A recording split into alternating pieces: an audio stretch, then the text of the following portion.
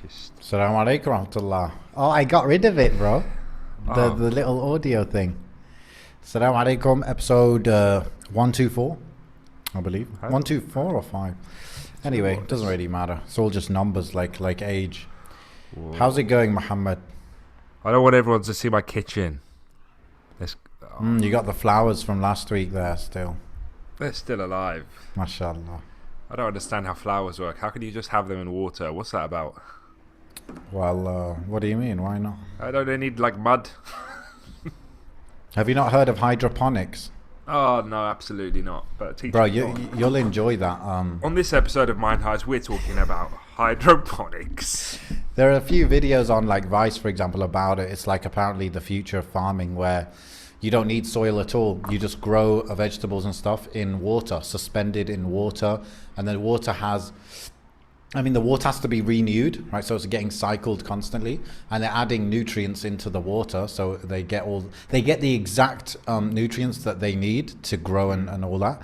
And then light, obviously plants need light, so they give them the exact type of light that they need for the exact amount of time, and it's all digitally controlled. And pretty much you can like have a farm in a container, for example. You not seen anything like that on YouTube? Probably have, and I've forgotten. You know, okay. It's a problem with constantly going through the recommendations. You forget Yes. what you watched 3 videos ago. Yeah, man. One thing I got a couple months ago is YouTube Premium. Oh, man's paying the conglomerate. You know what kind of got me? I had no interest in it before, but you know what got me? It's like, look, it came up. You know, they offer it to you, whatever, and it said it was like 12 lira a month, which is like £1.20 a month. Oh, that's much better than here. So I was like, all right.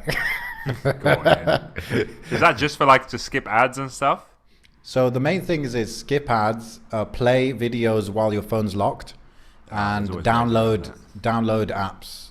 Download videos for when you're not using internet. There's ways around that. Don't you worry. I've never tried, but I mostly, I guess I mostly watch YouTube on the computer actually. Well, one of the brothers sent me an app that does the whole. So you can.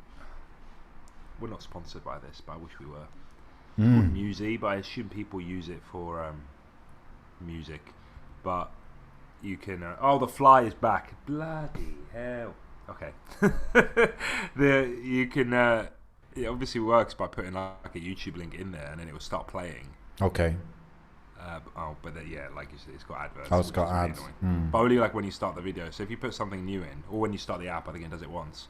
But then you can close the app and it carries on. But what about the link? You have to get the link from YouTube each time. Yeah, and you can make a playlist on there, so you can start adding stuff onto a playlist there. But yeah, if there's a lecture or something that I want to listen to in the car, I'll copy the link, put it in that app, and then I'll just close the app.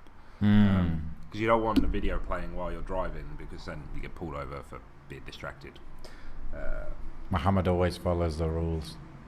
Bro, I just don't want to lose my license. Okay, Anyway. question for you. Go for it. Do you know Abdurrahim McCarthy? Yes. Wait. Yes. No. Yes. Yes, I do. He's like Go on. Irish American. Yeah. I was mixing Irish. his name up with someone else, but yes. Yes, of course. So I do. I just saw him in the masjid just now, Oh yeah, I thought he was in Turkey. but I didn't say anything to him. I didn't have anything to say to him. Oh, do you know him, or was it just like? No, I don't know him at all. Oh, have you never spoken to him? Okay. No, I've never Yeah, that would have spoken been to him. awkward. I saw him on Eid, and then I saw him now. Those are the only times I've seen him. Yeah. So each time I just refrain. Bro, I did the same thing. You know, I don't want to be that guy. I remember like there's so many people that I've come across, from the Muslim scene, whether it's shuyukh, whether it's da'is or whatever, and like people get excited, and I'm like, no, I'm gonna stay over here, Yeah. They'll be like, oh, let's go say salam to him. I'm like, no, if he wants to say salam to me, I'll say salam to him. I'm gonna go over there. I don't want to do that to him because he probably gets that all the time. Yeah, exactly. So I don't want to be that guy. But at the same time, depends. It depends. because when people come up to me sometimes, once in a blue moon, I get quite pleasantly surprised. I'm like, oh, that was really nice. I didn't expect that. Yeah. But other than that, Actually, it happened to me on Friday. Oh, there you go. On Friday, someone came up to me and they said, "Oh, I've seen your videos and stuff." And he said he works with the Sapiens Institute with Hamza's autism and stuff. So I don't know if he listened to the podcast or just my video YouTube channel in general. I don't know, but that happened again. But yeah, it's nice for us, bro. But if you're a bit more known, that's when it might get annoying. But I think there's a line, there's a line that you don't want to cross, because I think some people I don't think there's much harm in saying salam and leaving. But when you start clinging, that's when it's like, okay, you start hovering around wanting to be invited to the dinner. Yeah. It's like, can you leave me alone, please? You know what that reminds me of? You said about yourself on Mind Heist. I went on when I was traveling, bro. I got into a bit of a dispute with one of these brothers. Yeah, I'm not proud of it, but it happened, and these things happen when you're traveling. You find out whether you're compatible or not. Yeah, compatible or not. And I realised I'm really not compatible, with certain people, right? But anyway, he got into this argument, blah blah blah, and then he got heated, and then, did I catch it? In your hand? I did. I felt its wings flutter. Oh, you didn't even kill it? Okay. No, I'm not going to kill it, bro. I try to avoid killing anything. Okay. But what was it? Oh yeah, afterwards, after it kind of settled down and we were sort of apologising to each other, the brother goes to me, "Bro, listen, I really respect you, and I'm such a big fan of Mind Heist," and all some stuff, and I was like, you've just made it 10 times more awkward. I was like, now you've made me feel really bad. I guess he just didn't know what to say. Yeah, you know what I mean? And I was just like, maybe he does listen to Mind Heist. That makes me feel really weird. But yeah, so it's just like, yeah, it's crazy like that. I've actually done that whole awkward thing probably at least 2 times. When I was in Hajj, I saw Sheikh Haytham. So I went to him. I said, "Oh, Salam Sheikh." I was like, "Do you remember me?" And then he was like... You never say that. He was like thinking about it. No, because I did speak to him one-to-one a few times, and my brother spoke to him about certain things that he might remember as well, etc. So, honestly, I don't remember the answer. I think it just got awkward, so I was like, okay, let these other guys say salam to him and kind of drift away.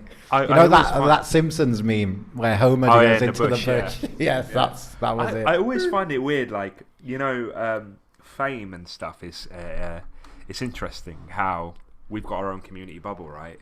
So somebody I'll give example, Mufti Menk is probably one of the most famous days on the globe, and he could walk the streets of London and no one will know who he is, but the moment he's in a Muslim environment, suddenly he's the bee's knees. I find that micro influencer, micro celebrity.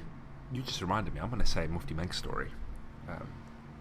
Apparently he came to Brighton not too long ago to the masjid over here. My uncle was telling me this story last week when we were all having dinner, and he said because he has relatives here, so he has relatives that the old imam of this masjid used to be like his brother-in-law or his cousin or something, so they always come down here, and him and his family come down here.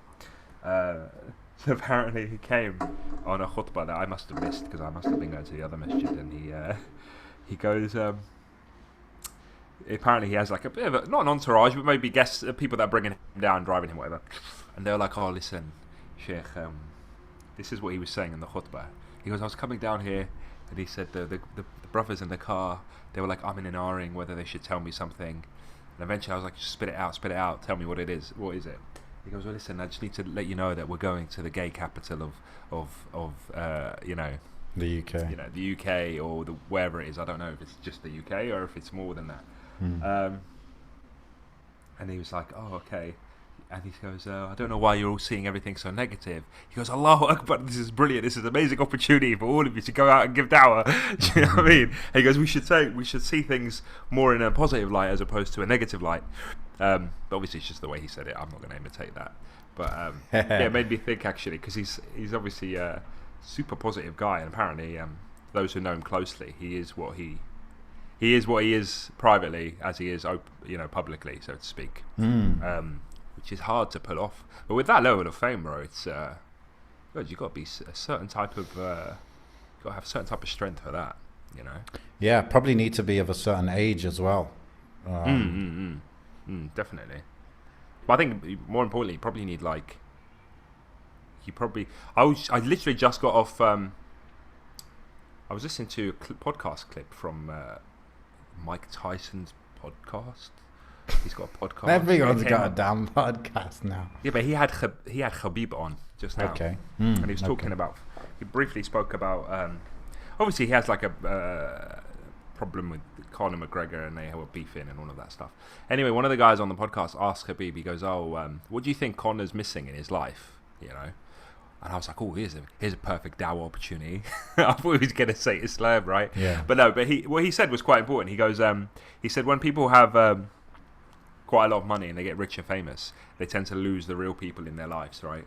So what happens is everyone around you becomes a yes man. And no one's ever going to tell you that you're straying this way or that way or going too far because they don't want to upset you. Yes. And he said that that's what he's missing. He's missing real people in his life. It made me think, obviously, about what we were just talking about here.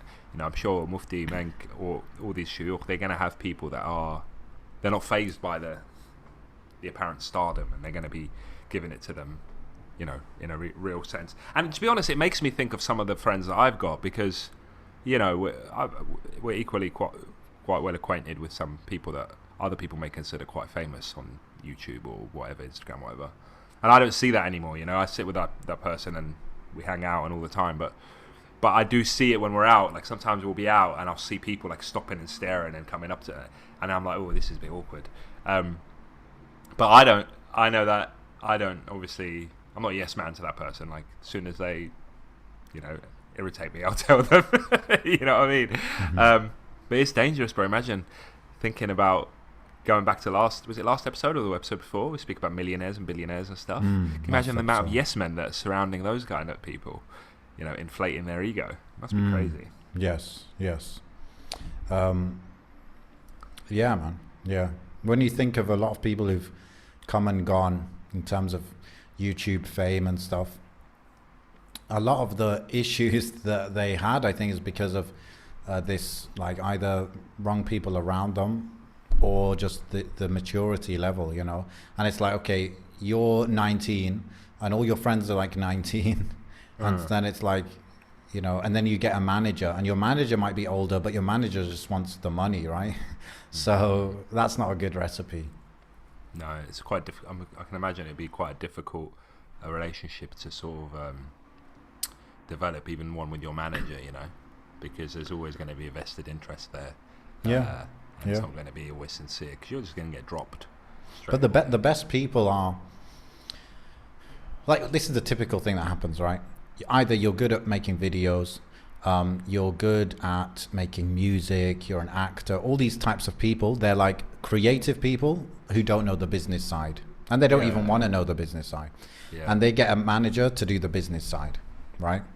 Now, a lot of those people end up either failing, getting taken advantage of, etc. Problems, basically. I'm talking about Muslim, talking about non-Muslim, everyone, right?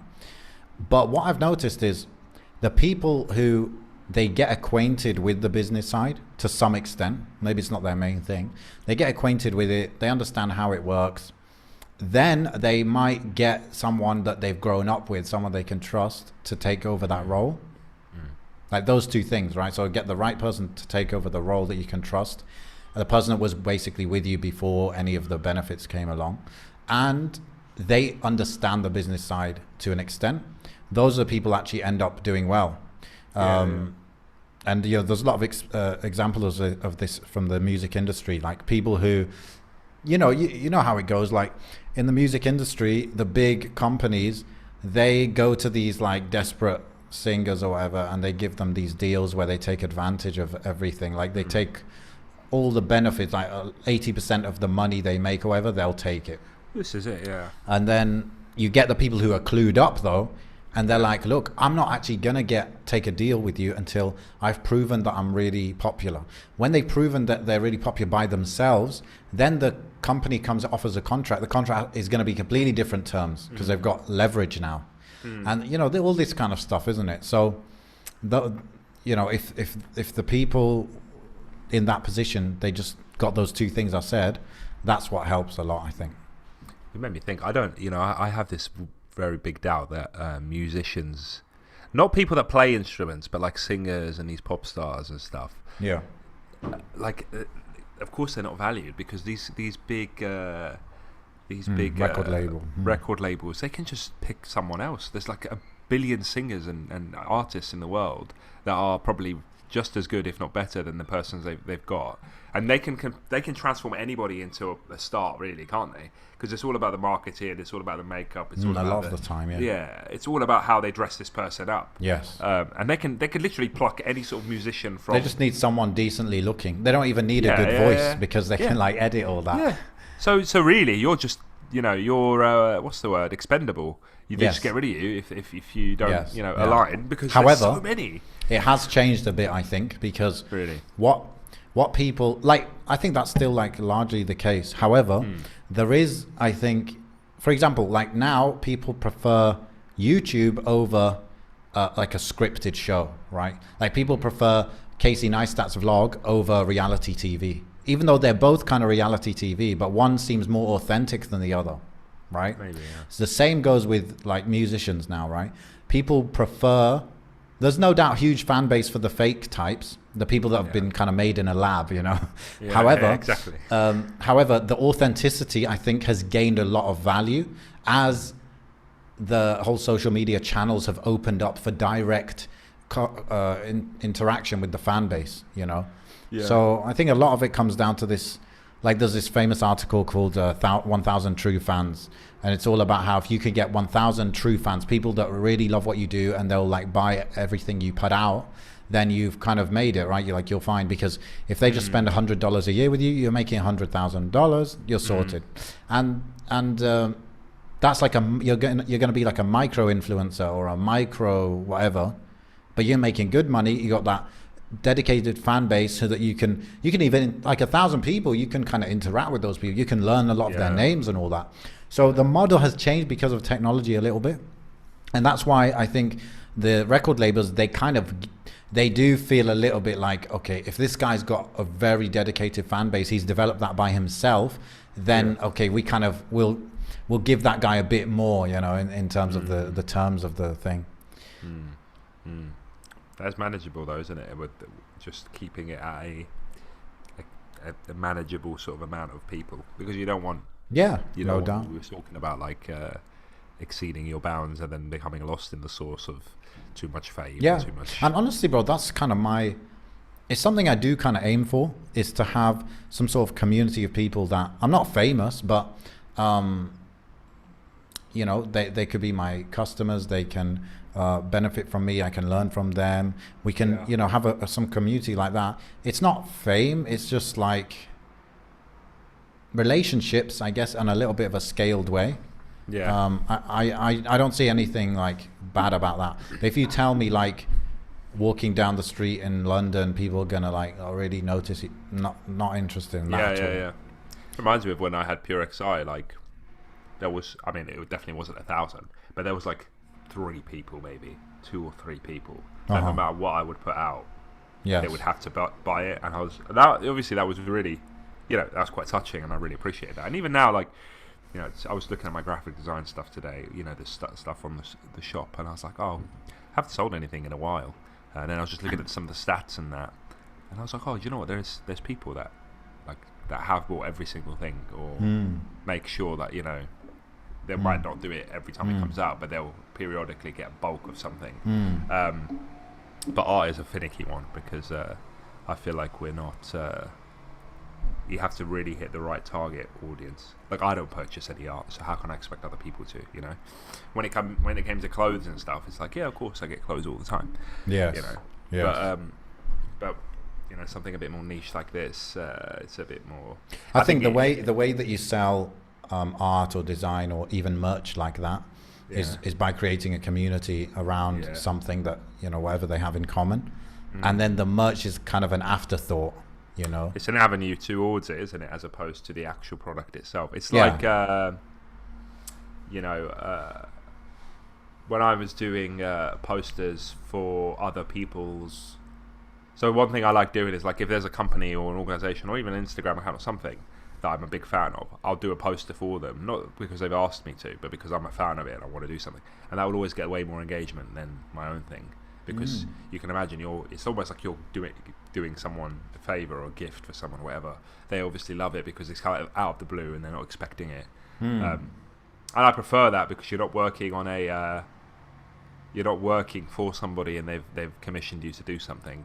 You know, one you thing got full freedom, yeah, and that's the thing with like commissions and stuff. And you know, there's still, you know, obviously I'm way not into the like I wouldn't consider myself a graphic designer, especially one that's employable. Like, you know, people do message me sometimes to do stuff for them, and I'm not really too keen. But even when I do say yes on those rare occasions, we're still very much, at least the Muslim scene, is still very much in its infancy of understanding that this stuff doesn't come for free, you know. You know, and there's a method to getting things done, and you know, like when you start talking money, people start talking like, oh, why would you, almost like the vibe you get, they won't say it flat out, but the vibe you get is like, oh, why would you even ask for money? I'm like, of course I'd ask for money. I spend 5 hours doing this for free. Do you know what I mean?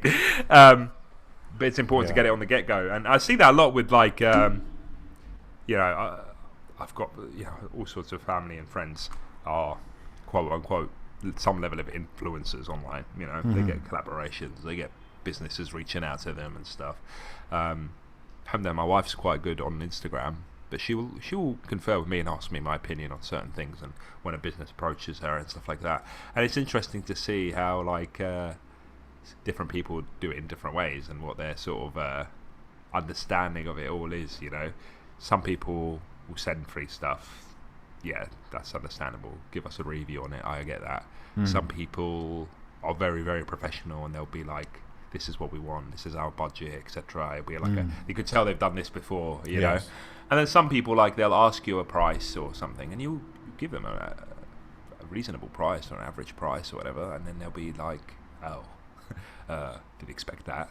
Do you know what I mean? So it's a very murky world. I'm not a big fan of it myself. I've had thoughts of like, oh, imagine if I was still relatively engaged in social media like I used to be. Because I don't think I ever capitalized on that side of things. You know, when I had about 10,000 followers on Twitter and stuff, I never really thought, oh, I could make a financial sort of benefit out of this. I think I lost all of that way before it even crossed my mind. But I can imagine it really murkying the waters a little bit and making it a bit more like, I don't know. What do you think? Like, I suppose you've never really. I suppose we're doing a sponsorship now with Mind Heist, but Mind Heist, I think it's a diffusion of responsibility between us, isn't it? So it's not all about Amin or Mohammed. It's kind of like Mind Heist. That's the thing, you know. But if we change the Mind Heist logo to a picture of Amin smiling like this, would I want to put my face on that product? Amin's Mind Heist. I'm not a fan of the whole advertising thing unless it was something I'd use. I'm asking you because of marketing, because your background in marketing. Yeah. Do you ever? Is there any remit of you guys like relying on influencers or relying on individuals to sell stuff? Or, do you understand what I mean? Like, what's your perspective? Yeah. We've not really done it, but I can see times and places when it would be a good idea. Definitely, I would do it. And actually, I consider it that it could be very cheap, like cheaper than mainstream advertising, like Google or Facebook advertising. It could be cheaper. But yeah, so from that point of view, yeah, it makes sense. It's just that it's, as an advertiser, it's limited because, you know, somebody makes one video a week and that video gets 10,000 views. That's the maximum people you can reach, you know. Yeah. But that person that gets 10,000 views, they might only charge you, I don't know, some people charging quite low rates, you know, like, I don't know, £50, £30 for that sponsorship on that video. So that's cheap for me, right? So because there's an added benefit of, it's not just people seeing your business offer, it's the fact that that person specifically is talking about it, which is an added value for the business. So it should be charged at a higher rate than normal ad. but there is a limit. There is a limit there. But my thinking is, like whatever you're selling, get it to work on mainstream ads first, like Facebook, and then go to these people. Yeah. So and it's something that I would consider, like, inshallah ya Rab, this week I'm actually going to finish the book. And when it comes to promoting the book, I might actually do that, you know. Like I can see Faisal's audience, for example, Freshly Grounded, they might be interested in that. It's like it might be a good match, you know. So could go to him and stuff. It's right, bro. Listen, drop me a few K. I'll do you a nice little video, right? Yeah. See, that's it. Everybody on Mind Heist is a witness. No, bro, absolutely. You know, I think for me, like, my thing about, I mean, I'm growing to really like hate socials. I really am. I think people are mean for no reason. You know, I've realized, like, I think I keep forgetting, because I don't usually comment on things, right? I don't really engage. You don't see me throwing a like or throwing a comment or whatever. Okay. Sometimes I slip and I do, and I just immediately regret it because it's just the backlash. You know, I posted something on Reddit the other day, 2 days ago. I posted, what did I post? SubhanAllah. Some sort of poster edit that I did, some Spider-Man poster, and I edited it because I was like, oh, I really like Spider-Man. I really like this poster from the old movies. Here's an edit I did. Wasn't expecting anything. And the first comment was like, oh, I really like this poster too. And the second comment was like, you haven't done anything to this poster. Well, what's the point? And like basically a really negative comment. I was like, oh, screw this. I deleted it, you know. And then like another brother on Instagram is starting up this. You know what? Shout out to Hungry Beardus. Hungry Beardus is he's an amazing brother in Birmingham, really close to my heart.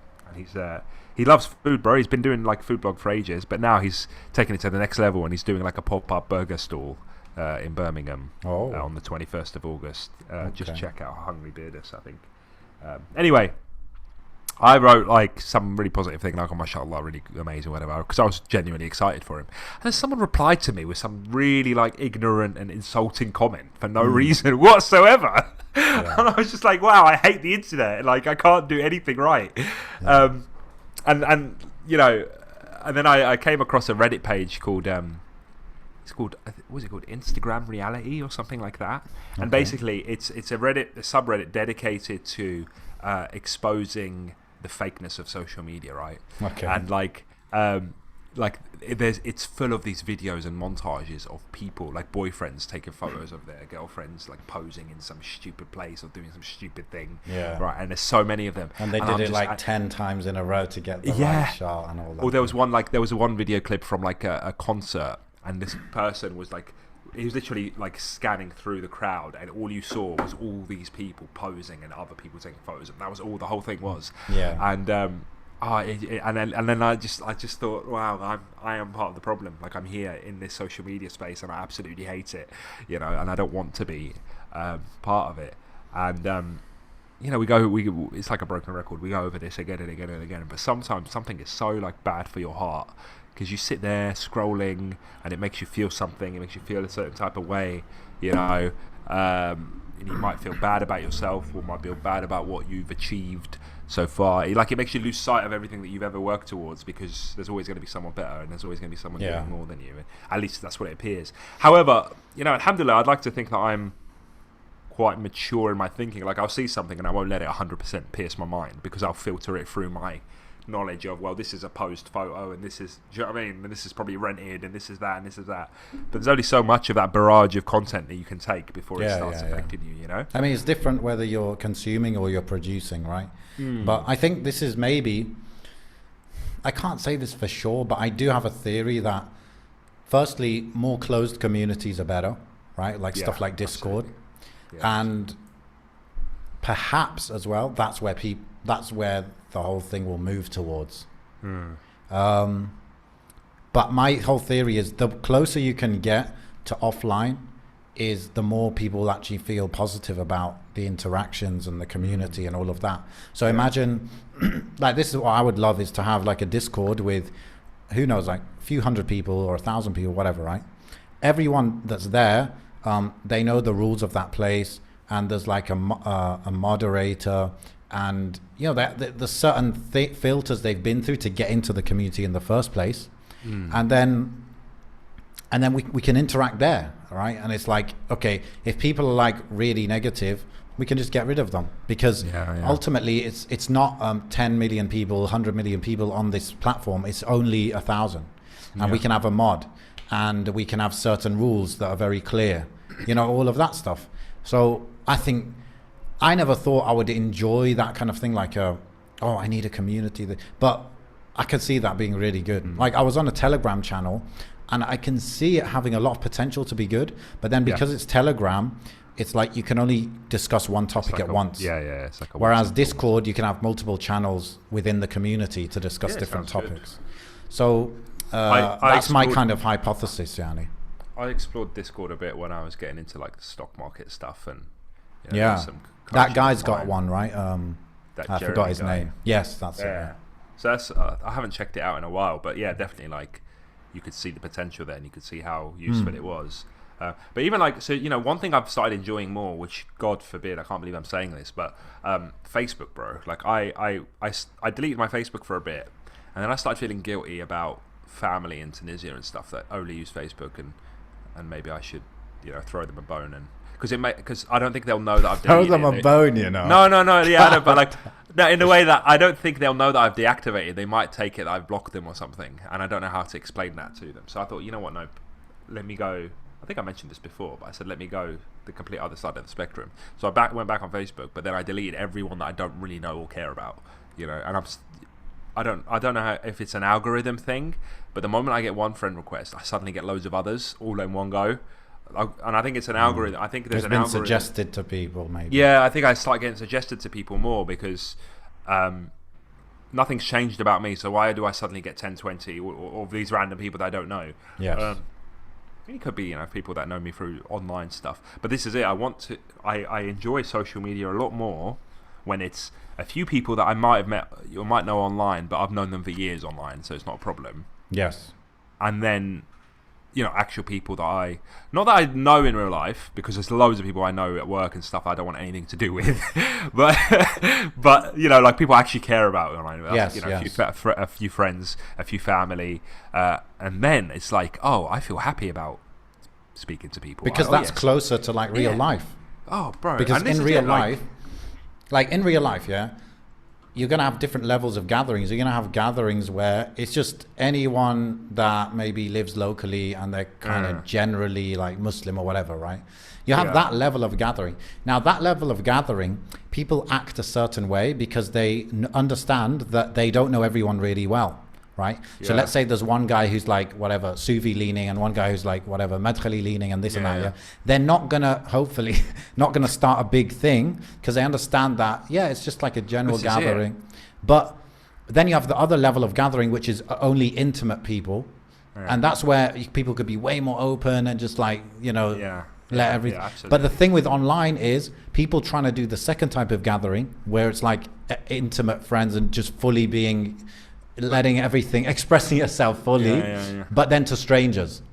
But this is it. So I think we lull ourselves into this false comfort of, oh, this is Abu so and so, this is you know so and so, and we're all Muslims, so we should all naturally be close anyway, you know. And I think there's that sort of. I think people get burned a little bit when they send a friend request, for example, to another brother that they've never met, but they're Muslim, and they just assume that they have the right to accept that, and like they should, you know, be added and stuff. But it would never happen out there in the real world. And I think, you know, looking at how I started my journey on the Muslim side of social media, it was because I didn't really have any Muslims here. So, you know, I was at the time looking for new friends and stuff, and I, you know, actively and openly say that. There's no shame in saying that. I wanted to make new friends and stuff.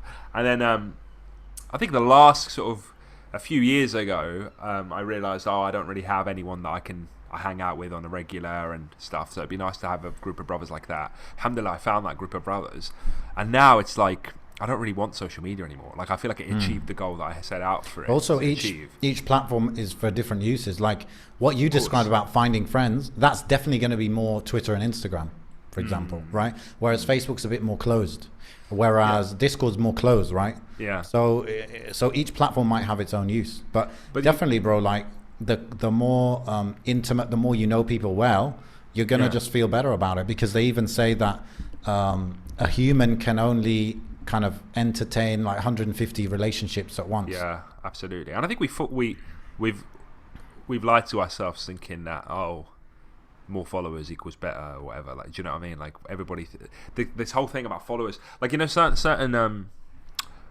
social media platforms. I know, like Tumblr, for example, got rid of like public follow accounts completely. I know not a lot of people use it. I still kind of use it because I like it. But there's some. This, like, the ones that kind of died off are the ones that are still the most ethical and the better sort of for the consumer. Do you know what I mean? Like Tumblr isn't as popular as it used to be, but you go on there and it's actually it's for the user, so to speak. You know, it's not showing people how many likes you've got or how many followers you've got or whatever. And I don't really know how people can suss that out, because you wouldn't know the difference between me and you unless I posted something originally and then you look at the engagement bar. But other than that, but like Instagram is very much throwing that in your face, like, oh, this person has this verified badge and this amount of followers and this and this that. But yeah, anyway, I don't really know what the conclusion of my conversation right now is. I'm just ranting about socials again. Like this is my theory, bro. It's like the more you make it like real life, the better it's gonna be. So even, for example, a course I just finished, it's like a coaching course. The way it was taught was live, online, and you have to put your camera on. So it's closer to a classroom than sitting on your own watching recorded videos, right? There's more level of interaction. You see everybody's face, this or that, right? I think that's a level up. You know, that's better, right? And it's closer to an in-classroom experience. So imagine you really, if you agree with my theory of what's better, not just for learning, but just creating kind of community and relationships. If you agree with that, you can ask yourself, okay, how can we make a community online as close as possible to a community, a local community, right? Or how can we make learning online as similar to classroom experience as possible? That might yield good results, basically. I'm wondering if we should do this Discord thing, bro. Let me see. I'm just checking if we have any questions. No, we don't have any questions. I had a topic on it to bring up. It's a bit random, but so look, it's honestly very weird, but whatever. Listen. Okay, since I moved to Turkey, obviously my wife got to know a few people, this and that, go to people's houses, get invited here, do this, do that, yeah? What she kind of noticed, and you notice this because it's weird for us, is a lot of them, they invite people to their house, they're not inviting people for the pure reason of like you're invited for dinner, for example, but they're inviting people over. A lot of the time, they give you food from the shop, like bought in a shop. So they buy something from a shop, they put it on disposable plates, and they give it to you. Yeah. Okay. Now, this just shocks me. Like I've never heard of that in my life. Yeah. Like obviously in the Arab world, that's like completely disrespectful. Like in North Africa, everyone's got those cabinets with the fancy tea cups and stuff in it. Those are for guests, right? You've got a special category of teacups and stuff for guests. So you go and you give that, right? Now, I'm just trying to get my head around where did this idea come from that you give guests like disposable plates and you never, and even when my wife like makes something like a cake or whatever, they're like, oh, where did you buy this from? Their assumption is that she bought it, right? Then she's like, oh no, I made it. And then she's like, oh wow, like wow, like how'd you make it? Like, oh wow, I wish like New Age Turks, bro. They're not Turks, right? I don't want to go into the details of who they are. But it could be that then. It could be. I'm just saying, like, have you heard of this? And are you shocked by this as well? It depends. So, like, it depends how in touch that person is with their culture. If it's like a second generation, third generation sort of, and I'm assuming if they're not Turks and they're in Turkey, their culture could be all over the place. Like, they might not even have a very big connection to their wherever they're from. I mean, okay, these people, for the most part, they're like Westerners who've moved here. Yeah, this is what I mean. So with that in mind, it's like, well, how in tune were they with their culture wherever they came from? If they're would even white people do that though? Like, is it in white culture to invite people over and then give them disposable? I don't know if there is white culture. I think white culture is so, the word itself, it's such a, it's way more diverse because I think there isn't a set culture. Everybody's got their own norms. Just whatever you want, yeah. There's no barometer to base it on. Sure, yeah. So to speak. But like you could say, Algerian culture is this, and you'll find it very similar to I guess Western culture is more up for debate, like up for questioning. Yeah, there probably was, was, and maybe some countries are way more than others. I don't know about the UK. I feel like UK is probably the least cultural. Yeah. Like France probably still has somewhat of a culture, but then again, like maybe southern France is very different to like inner city areas, and do you know what I mean? Like, so it's quite a difficult one. But yeah, I mean, the only time I've ever seen like disposable plates and stuff is in Tunisia during like a wedding, but like. Yeah, but wedding you're feeding hundreds of people. Yeah, exactly. This is what I mean. So like in a wedding and funeral, but that's only in Tunisia. Like because in Morocco, it's still very much like plates, and as far as I can remember, anyway. Yeah. It depends on how many people you've got, of course. But yeah, so and it's the worst kind of plates in Tunisia, bro. It's like those really like crackly plastic sort of. That they stack on top of each other. They're not even like circle plates. They've got like compartments, like a hospital tray. Oh, I get it. Yeah. And it's like, okay, this portion of this, portion of that. And I hate it because all it reminds me of is funerals, bro, and how hard it is for families who've just suffered the loss of somebody to then have to provide. And then they've got like this arba'in thing where they do it for like 40 days, which is a bit of an innovation anyway. But like, imagine like for 40 days, bro, you've got a family like literally running around in circles for all these people. Feed people on behalf of the dead person, right? Yeah, but it's like it's the last thing you want to be doing. You want some time to mourn and stuff. So, anyway, that's a tangent. But I'm trying to be like, I'm trying to be open-minded about this, right? Even though it's shocking for me, it's something very weird. I've never heard of it before. Obviously, where my mind goes is, okay, why are they doing that? Well, they're saving time. They're busy people. But I get they're not cooking it stuff because not everybody's got that skill, right? So yeah, if they bought something and they're serving it to you, that's fine. But like, even the disposable stuff, like unless they just don't have it. They don't have the stuff that they'd want to give you, No, but then again, a normal plate is better than a disposable one, let alone a fancy one. No, of course, yeah. And no, but I would imagine, when you're going to buy plates for your house, you're gonna think. Okay, for example, we're 2 adults and 2 kids, so we only need 4 plates. But then you would think, okay, but what if we have guests? Okay, let's get 6 more plates, 10 more plates, whatever it is. That's normal thought process for me, right? But even you would go without, bro. Like even if you only had 4 or 2, you would say, well, let me just sort out my guests, and I'll just skip now or whatever. Yeah, if you have one to, big plate and everybody's from one plate. Sure, But it's just like okay, on one hand you're trying to save time, you're busy, whatever, but that's not the only. I feel like that's a bit of an un-Islamic calculation. The calculation should include elements like ikram al-dayf, like honoring your guest, like is a story of Ibrahim alayhi salam when the guests came to him, the angels, he slaughtered the sheep just for them. Well, there was where did I read about this recently, where it's like, without even knowing like what they wanted, what they came for, without knowing anything, he went and slaughtered a whole sheep for them, Absolutely.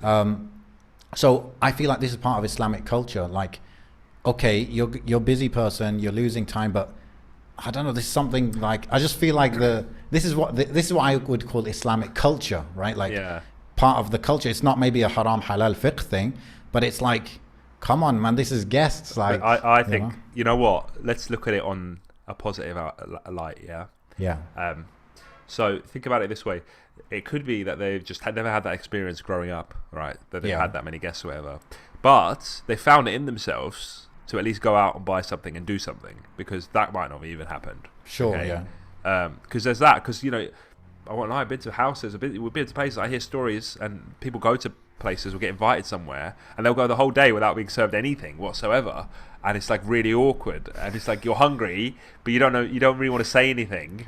Bro, you don't want to leave at the same time. You don't want to go and say, "Oh, I need to go," right? Because I'm starving, dude. But like, I'm actually so hungry. Can we like do something? And like, there's some brother. Like, I go to some brothers' houses, and we know each other so well that we'll just say, "Oh, should we get some food?" Or do you know what I mean? And then it's fine. Do you want to make some tea? Yeah. But when it's like someone you don't know that well, but you're still a guest, it's like, well, how do you sort of translate that? Bro, over?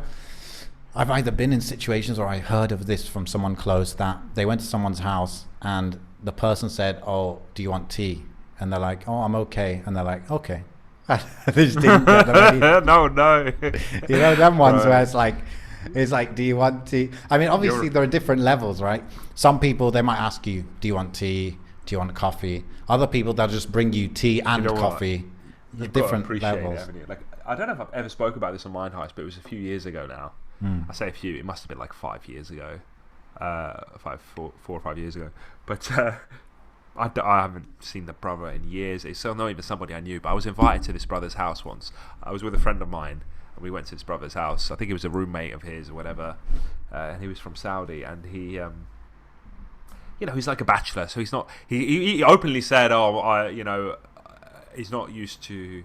I think he said something like, usually he has people that cook for him and stuff like that. And I think the conversation kind of went in a way like, oh, how do you manage to learn for yourself and cook for yourself and look after yourself if you're so used to having people doing it for you? Anyway, he was insistent that he was going to cook for us something or make something for us. And, usually I'm very much, I just eat whatever somebody makes for me or whatever. I don't know what this guy made, bro. May Allah bless him, bro. But I just could not have it, bro. I just could not have it. It was like apparently some sort of soup thing that they have in winter, and it was just to me it was just like oil. It was just all oil. It wasn't even any soup there. It was just all oil. And it was one of the only times where I felt like I was in a particular situation where I had to like try my best to have this thing and not be rude and stuff. It's just these obviously the chronicles of being a guest. But I remember my friend, the guy who made it for us. He left the room for something, or he went to the masjid or something like that. My friend then went to the toilet after finishing half his plate. When he went, bro, I poured my half into his half. And then when he came back in, I just like took a last like gulp of like a drop left. And I was like, oh, alhamdulillah, so done, bro. And I swear to God, I don't know if he still knows till this day, bro. Because I never said anything to him. Yeah. And he was just like, and he didn't. I don't think he noticed. He was just like, oh, I've still got so much left to go. But yeah, bro. Like this is it. Like sometimes you're better off not asking them to make anything. Because imagine if they do, and then you're like stuck with having to have something you really don't want to have.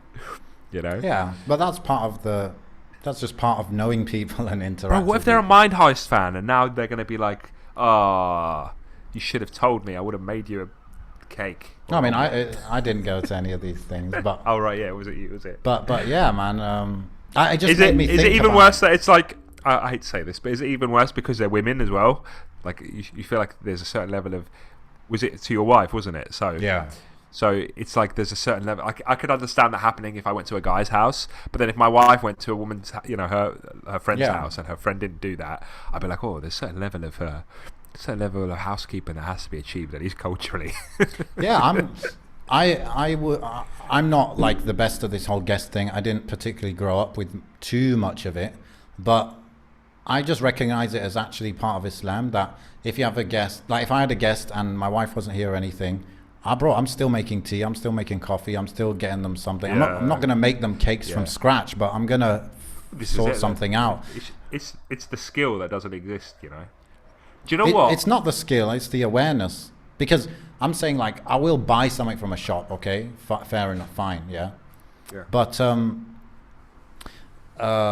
I'll put it on a decent plate, I'll give it to them, all of that. Like, I just thought that's basic. But anyway, this made me think, because you brought up the women thing, it made me think, like, for example, like, if we are saying it's understandable, it's okay to not, make a few things for your guests, give it to your guests, for women, then what about us? Because there are a lot of things that men would normally take care of, but we get other people to do it. So the woman might not make a cake, she might buy a cake.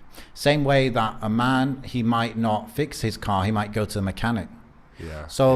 And why would we go to a mechanic rather than like learning it ourselves? Is it because it's more complicated than making a cake, or is it because we're like value time and stuff? I think it depends. Like for me, it depends on how many people are coming, right? So historically, I haven't done it in a long time, but I used to like before I was married, and if I had like a couple of friends over, I used to really enjoy like, oh, let's cook something, like let's make something together, I remember the last one I could really remember. I had a couple of friends around, and like I cooked steak and chips and all sorts of stuff for them, and I was really happy about that. Like I went to the butchers and stuff and got some stuff, and that was really cool. But like I think guys aren't that hard to please. I think that's what it is, really. Like there's a difference. If you go to a guy's house, you go to a brother's house, and it's just the brother there, right? The least they like to do is make some tea, right? They'll make tea or make coffee and then bring some cakes or whatever. And if we're going to eat food, we're either going to go out and eat food or he's going to order something and whatever. However, if you go to a guy's house and that his wife's home, that's when it changes a little bit. Different levels. Yeah, different there might be different levels there. However, once again, not to point any other fingers at any other of my friends or whatever, but there's definitely a variation. Like, I know that if my wife knows that there's guests coming over, like my friends are coming over, like she needs to know in advance, and she just goes all out every time, way more than my expectations are. Like, my expectations isn't even to do anything because we'll sort ourselves out. But she always says that she comes from a background where that's expected. She comes from a family where that's expected. So she will bake a cake and she will, make some food or whatever it is, and then it will all be set out nicely, ready to go for them to come. And I've had friends that come around and they're quite surprised because they weren't expecting that and they're not used to that level of treatment. And I think a lot of us associate that with older generations as opposed to our generations, not realising that we are that generation now because we've got kids and we're adults. So what do you expect? What are our kids going to latch onto? We're Muslims ultimately. Ultimately, yeah. So, but I've been to, it makes me think because I think I might have said it to one of my friends once, not realising that it probably came across as quite rude, but it was, I meant it in a good way, like... So, like, one of my friends is... Obviously, his wife is from a particular part of the world, right? And I like that particular part of the world's cuisine. And I remember saying to him, I was like, oh, how come your missus is never... Do you know what I mean? Oh, wow. We've come around loads. Yeah, I said something like that, like, you know what I mean? And then I was just like, oh, maybe I shouldn't have said that. Maybe you woke up with the emotional intelligence turned off that day. Yeah, that kind of came out wrong, that. But it proves the point. What I'm saying is, like, you could have it all, but you just don't have that...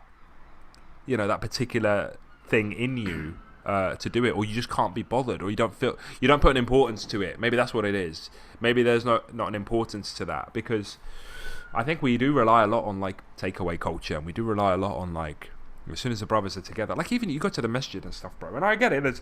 There's a lot of people at the masjid and whatever, but when there's an event or something, let's all order pizzas. I get that, but that culture also permeates into like a small gathering. 4 brothers get together or 4 sisters get together or whatever, and unless they set out a plan saying, oh, let's do a meal day where we all bring some food together, like every sister brings a dish or whatever, which sometimes they do, unless it's some plan that way, it doesn't really happen naturally. I feel there's more barakah in giving someone something you've made with your own hands, right? Where's your delete, bro? Yeah, like maybe I can find it, but you're going to need to give me time. Let me come. That's my homework for next episode. Blood, sweat, and tears went into my wages, and I paid for that Turkish delight, bro. So you should eat it and love it. Yeah, you can say that as well. But what about you paid for the flour and the sugar and all that, and then you put the effort into making something. And then there's also, for example, there's more barakah in inviting people to your house and taking care of them rather than inviting them to a restaurant, right? I just feel like there's something special. Obviously, we know, and again, I can find dalil if we need it, but there is the importance of taking care of the guest, honoring the guest in Islam. And there's also, there is a hadith, I believe, around like the money that you earned and you worked for is better than money you just given, right? So I'm asking you, like, what we're saying, is that better? Like, is that what's objectively better, or it's like whatever is urf, like up to each culture?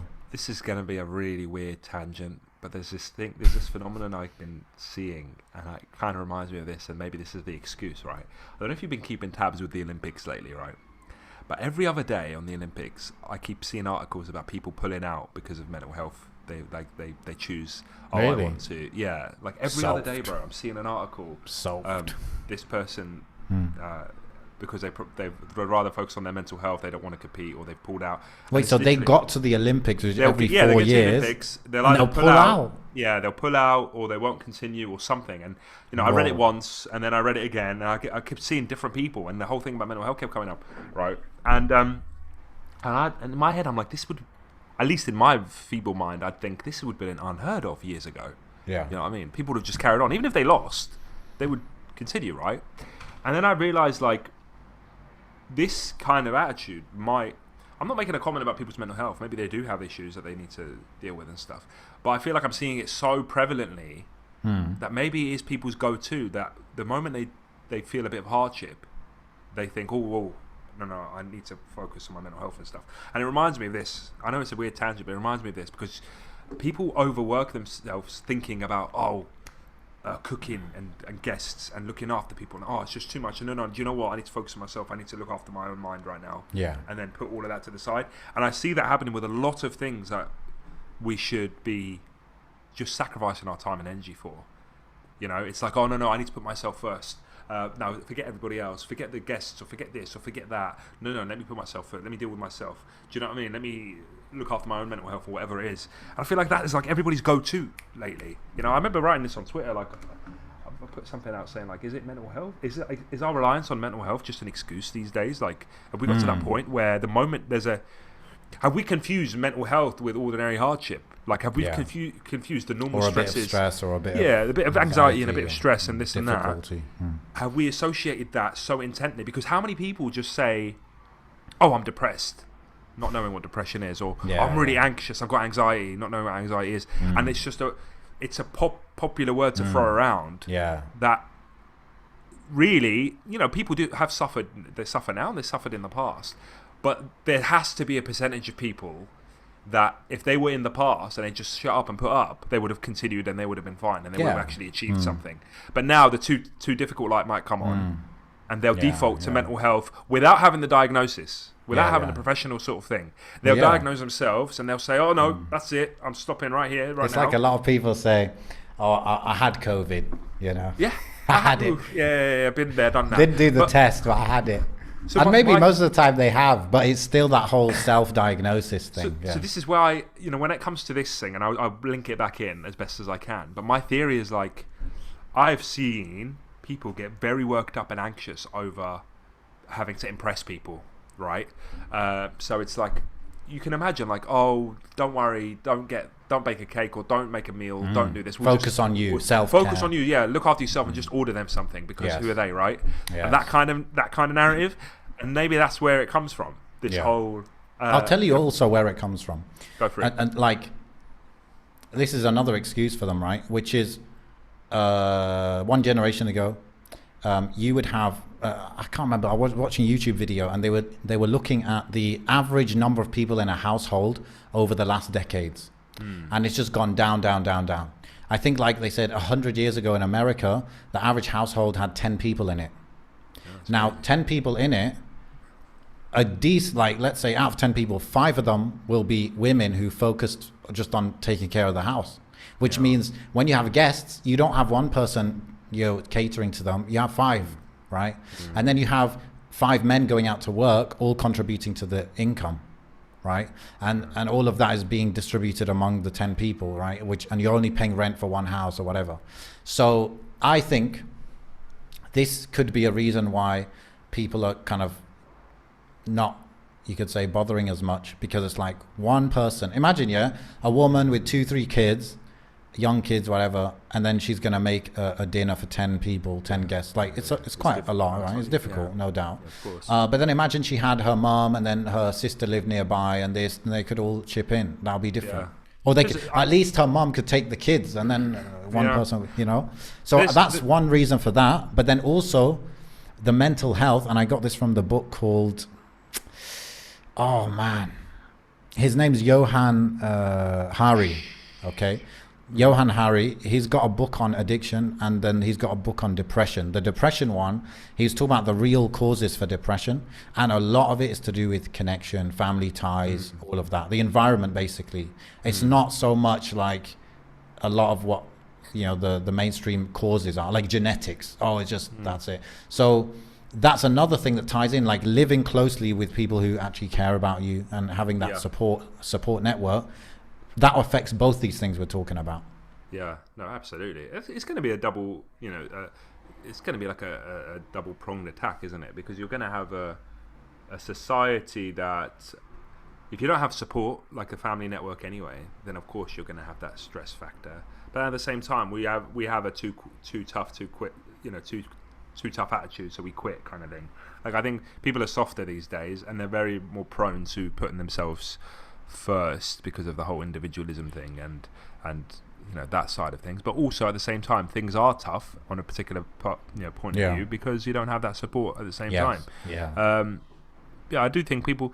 It's difficult. Obviously, everybody's situation is going to be different. But yeah, definitely, you would, you hear some stories of your own parents. You hear some stories some stories my dad tells me, and like the way he used to live, and it's like, how the hell did you do that without having a mental breakdown, right? But then I'm like, what is a mental breakdown? Is a mental like when I feel like I'm having a breakdown? Is that just like a normal day in my dad's life back in the '60s? Like, do you know?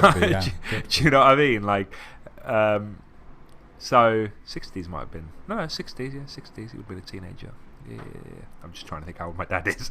But yeah, bro. Like, so yeah, you do have to kind of put it through that lens a little bit, and I do see it sometimes. I do think like, I there is no way. Look, people could argue until the cows come home whether it's all legit, or like all these concerns that people put on their own mental health, they're all legitimate, or they're all illegitimate. I think it's somewhere in the middle, I think there's a huge population of people, obviously, that do suffer sincerely with mental health issues. But I also think there's a population of people, demographic of people that say these things that honestly do just need to toughen up, or just need to see that they've got it in them to toughen up. Because I think we have all been fed now with this kind of we're all like hypochondriacs, bro. Like we feel something, we're like, oh, let's quickly go on Google. Oh, look, see this survey says that I have a personality type of such and such and such and such, which means I'm prone to being this and that, and that's my excuse, and that's why I'm going to be the way I'm going to be. I'm not going to work on that at all because that's who I am, right? Yeah. And love yourself. Right, and I was born this way, yada yada yada. This is how it goes. So accept me for who I am. Accept me for who I am, bro. Absolutely. And then you've got to filter it all through the Islamic lens, which is that Jannah is surrounded by hardships or whatever, right? Which is so. This is the fundamental. This is the epistemology, the philosophy, the whatever, that applies. If you're going by the current status quo, dominant culture philosophy, it's the whole thing of pleasure is the ultimate goal, freedom's the ultimate goal, and therefore, if it reduces your pleasure to serve your guests, don't do it, right? Yeah. If you're going with the Islamic worldview, it's like, okay, what's going to get me most ajr? Okay, it's harder, but more ajr. Okay, let me try and do it. If I can't do it, let me just try and bit by bit do this, whatever I can do, but the thing is ajr, right? And the thing is that this hardship I'm going through in life, whatever it is, it will come to an end. Yeah. And the main thing is that when it comes to an end, inshallah, I'll go Jannah. And so let me chase the ajr, right? And it's kind of a motto or something that I try to come up with, which is don't chase comfort, chase ajr. Yeah. But all of these qualities that we're talking about, they are generally what we would define men as, like people who persevere, people who have that patience, people who have those qualities to do what's required of them. And it reminded me, last night I came across a Twitter post, and it was a picture. I'll bring it up. It was a picture. I shared it on my Instagram. It was a picture from a TV show, Breaking Bad, and the quote from the show. Where is it? I don't know where it is. Let me check my Instagram. I must have deleted it. So this is a quote. So it's just a little two-page thing, but he basically says, "Oh, a man provides, and he does it even when he's not appreciated or respected or even loved. He simply bears up and does it because he's a man." Right? Interesting, yeah. Whatever. Agree with it if you will, and whatever. But mental health. No. So the interesting thing about that, and this is why I will speak about this, that was posted by a masculine Twitter page, something to do with maybe Muslim or non-Muslim. Non-Muslim, I think, right? Yeah. But I liked what the message was.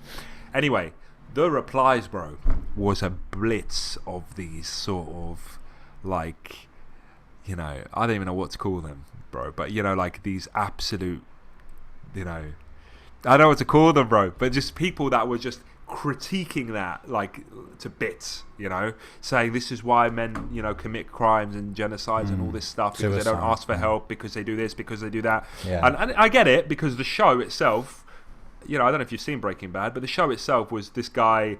Long story short, he was diagnosed with cancer.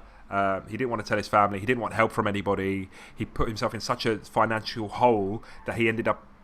He's a chemistry teacher, so he ended up making drugs, selling drugs, becoming this drug kingpin, all secretly, just because he was too much of a man to accept help from people that wanted to help him and all that stuff. Yeah. Fine, that's their argument. They're like, oh, if you saw the show, you'd see that actually that's. But then there's a balance. Obviously, it's a show. It's not real life, right? What we'd like to think is he would have used that energy to do something that was legal to help himself and his family, right? Not the other, the not criminal activities.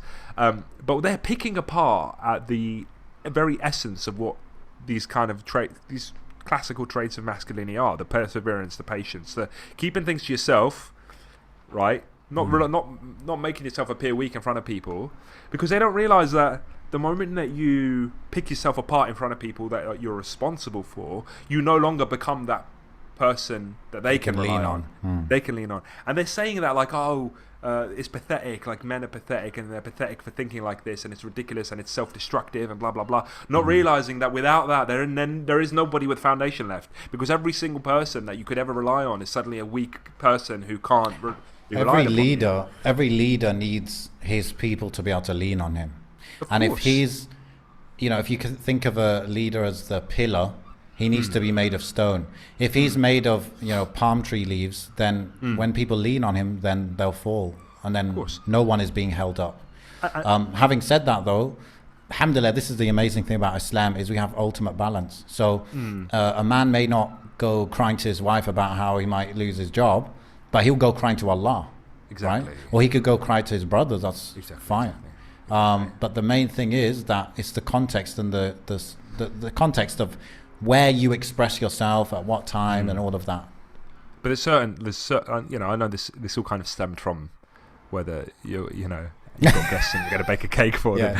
But in all honesty, I think a lot of it does relate. I think that's where it all comes from. I think it comes from that attitude of these things that some people consider as social constructs, or they have no value, they're not real.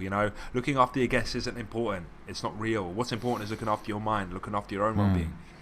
These things like the idea of honor, the idea of chivalry and all this stuff, they're all constructs. They're not important, right? Put that to the side. Focus on yourself. You know what I mean? If you have any pain, express it. If you have this, express it. Share your feelings. Blah blah blah blah blah. Be yourself. Don't improve yourself. Just stay the same. Oh, you were born this way. This is your psychology. This is your personality type. This is your genetic type. This is where you've come from. So this is who you are. And how you feel and how you identify. That's who you truly are. And today I identify as this, and tomorrow I identify as that.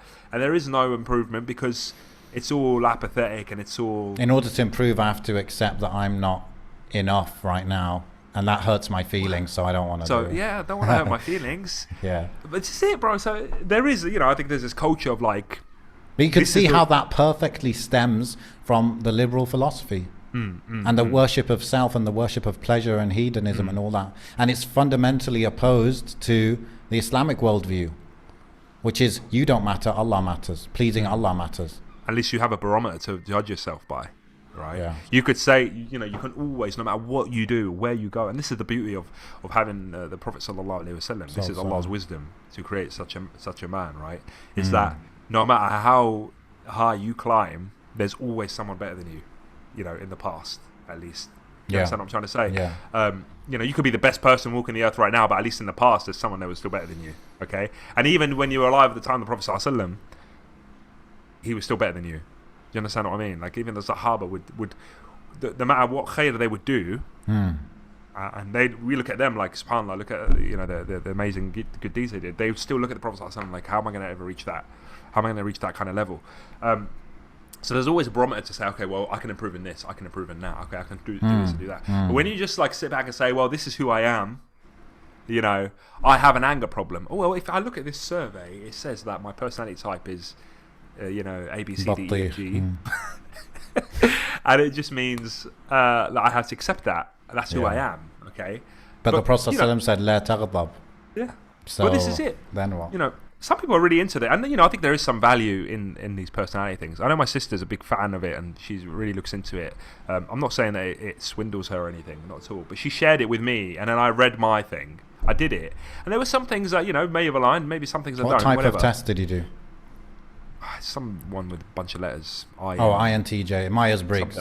Yeah, something like that. There was some things in there that made sense to me. Like there was one about escapism, right? How like I might be somebody who just chases this whole idea of escapism all the time. That makes complete sense to me because I've always been like so into video games and stuff to an unhealthy level in my perspective, in my eyes, right? So, but just because it says that about my personality doesn't mean I accept that or want to be that. Yes. Right, and it doesn't mean I'm going to be like, okay, that's who I am, that's it. I am who I am, right? Of course, there's going to be times where I'm like, no, I don't want to be that, and I don't think that's good for me. So I need to adapt. I need to change. I need to take steps to improve that. But I think I keep coming across videos, bro, where it's just like, I know that Smile to Jenna and was it Smile to Jenna? I think him and Ali Dawah did a video recently where they were reacting to some guy or girl. I couldn't tell. Identifying as Korean. I honestly couldn't tell. I didn't know. Identifying as Korean, but they were like clearly English. not. They did some plastic surgery, and now they're like, "Oh, I'm Korean now, and identify as Korean. So please, respect call me Korean. Right. Respect my thing." And like, let's be real, 100% real. Everyone's laughing at that now, aren't they? Like, especially even the non-Muslims and the people that champion that kind of discourse. They're all laughing about that now, but come 50 years, bro, it'll be like, how dare you laugh at that? And this video, they'll bring this up when I'm 60, 70, and they'll be like, they'll cancel me because they'll see what I said here 50 years. Well, I hope that's all they do, bro. It'll be worse. You know what I mean? I'll be historically cancelled, bro. Oh, because, and do you know what? So, on one hand, I sit here and I think, and this is sincere, bro, I sit here and I think, oh, the world's going crazy, like, subhanAllah, I hate this, like, the West is going crazy. And then, like, there's a secret part of me that's like, oh, yeah, good. And then it all implode on itself because of all these years of oppression that you've given us, this colonialism and this mess that you put in our heads. And do you know what I always say to my wife? I always say, like, yeah, sometimes the Arab world and the North Africa and all that are some years behind the West in terms of technology and advancements and all this nonsense, but I'm hoping that one day they look at the West and think, oh, they've gone too far, actually let's pull back a little bit. Do you know what I mean? Like, maybe the West will implode on itself with all these value wars and this culture wars to the point where some of the Muslim world think, oh, actually, I'm not too sure I want to go down that lizard hole. yeah. Allahu A'lam. I don't know if that's the case, bro, because everyone has got a batiqa somewhere, bro. Everyone's got You're right. Honestly, bro. I've started following some pages on Facebook from Tunisia and just trying to get in touch with the community there and stuff, and I'm like, whoa, some of the I've realized the people that I like are the people that don't have the internet, bro. But some of the guys that are from like richer areas and stuff, and they've got that high speed, they got that fiber, whatever the hell they've got. It's like, oh god, these are the ideas that you guys have. It's not. Yeah, it's true. You guys are still That's chasing. Why you can't, like, wherever the West is, some parts of the Muslim world are like pretty much there as well, isn't it? Yeah, they want that. Yeah. They're on that pulse, aren't they? They got the finger on the pulse more. And the thing is, they'll shout about it even louder because they're hungry for acceptance. Yeah. They want that acceptance. Like, if I was like Western in my identity, in my cultural values, and I believed in these things like absolute freedom, and freedom's like maybe the number one thing to aim for, and pleasure and all that. I think the important thing to know for that kind of person is that it's still an experiment. Like this philosophy of liberalism, it's only been kind of in play in society for, like, I want to say maximum 200 years.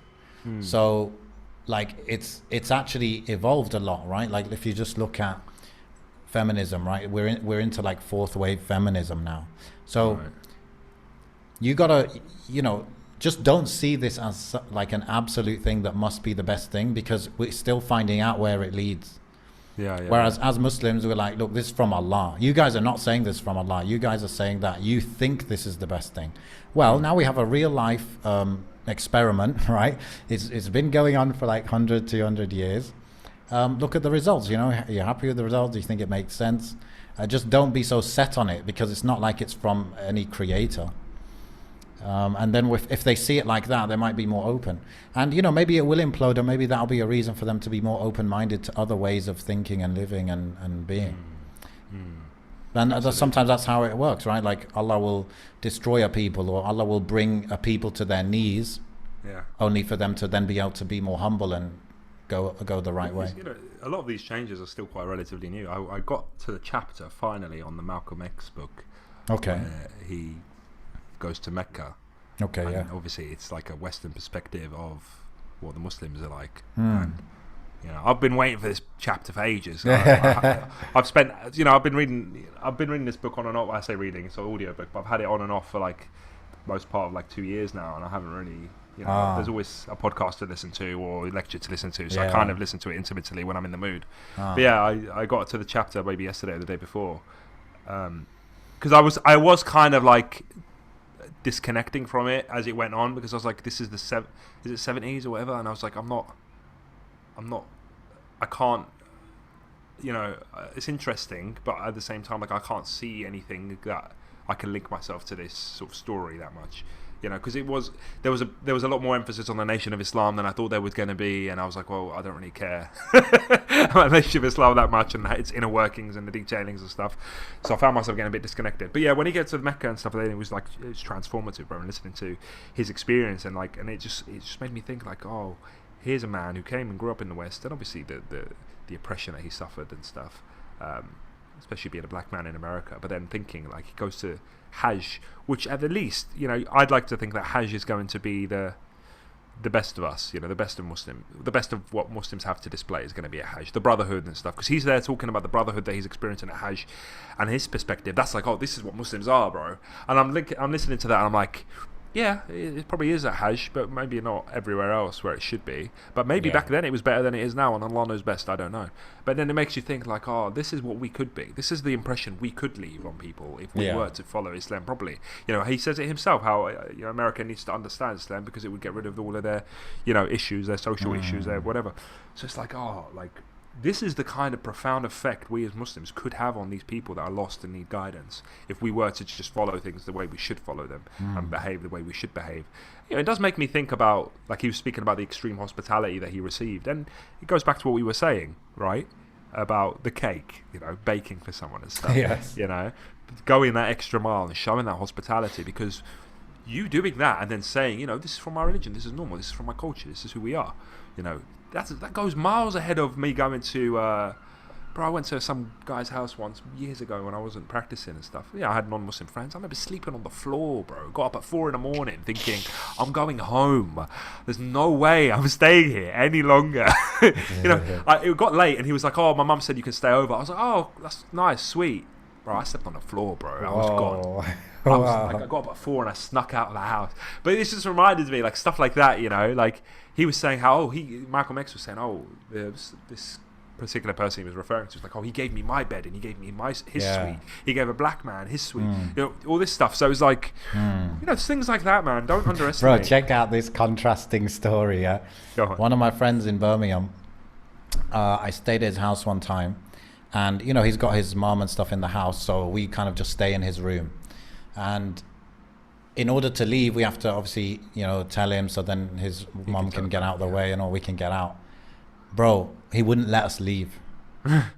He's like, you're going to stay here for another day, and my mom's going to make you this meal and that, and you're going to stay. And bro, we're like, no, we got to go. He's like, no, you're staying. I was started thinking about climbing out the window. He's like, yeah, you're staying. Oh, absolutely, bro.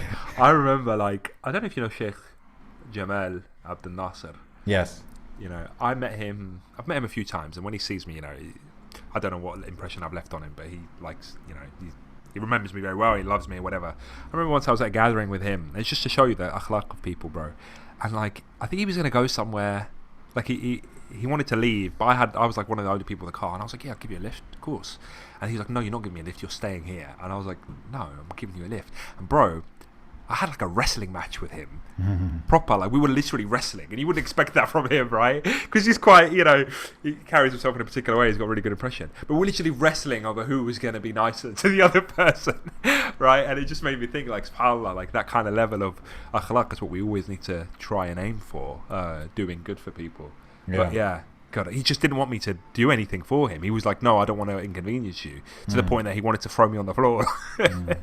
But I gave him a lift in the end, so we know who won that fight. Yes, boy. Yeah. Representing for Mind Heist.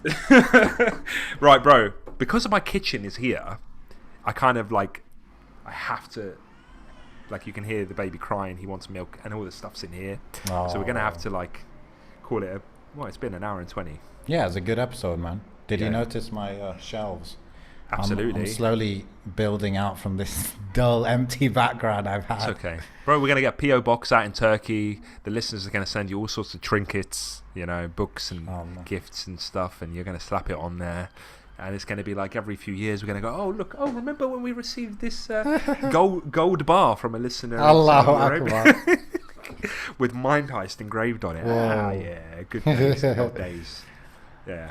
Anyway, okay, everyone. So, yeah, go to mindheistpodcast.com if you want to contact us or find the whatever YouTube links or whatever, Instagram links. Also my wife's comic book that I talked about a few episodes ago, that is now available, so you can just go and get it. And wallah, like in business we talk about something like product market fit, like where people. The people that are targeted by the product, they really love the product. Like that's kind of the feedback. So especially from, like kids who are like 10 years old, 8 years old. I mean, like young adults kind of like it as well, but the kids seem to they just want to read it again and again and again and again and again. So it could be a really good gift actually, I think. So you can check it out. I'll put the link in the description. And that's one thing. And if you're just listening audio wise, then just remember there's the video version as well, so you can check that out. I'll put the link as well. And subhanakallahumma wa bihamdik, shadu an la ilaha illa anta, astaghfiruka wa atubu ilaik. Assalamu alaikum wa rahmatullah.